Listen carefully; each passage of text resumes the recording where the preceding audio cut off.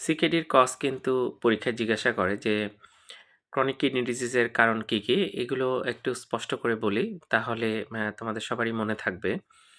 প্রথমত যেটা সেটা হচ্ছে ডায়াবেটিস এবং হাইপারটেনশন এই ২ টা আগে বলার চেষ্টা করবা। এগুলো খুবই কমন। কমন জিনিসটা আগে বললে পরীক্ষায় ভালো হয়।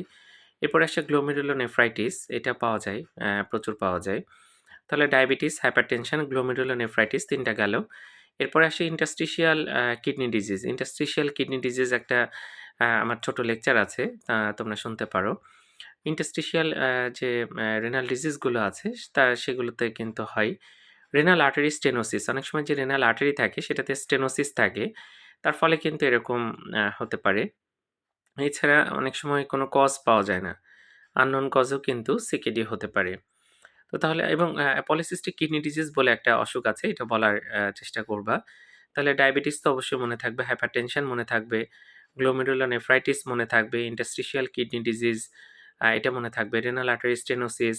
এছাড়া যেকোনো সিস্টেমিক কিছু ডিজিজ আছে, যেমন সিস্টেমিক লুপাস এরিথেমেটোসাস, এটার কথা অনেকেই জানো। এই অসুখগুলোতেও কিন্তু সিকেডি হতে পারে। তো আশা করি নিশ্চয়ই কারণ ধরলে বলতে পারবা। ধন্যবাদ সবাইকে।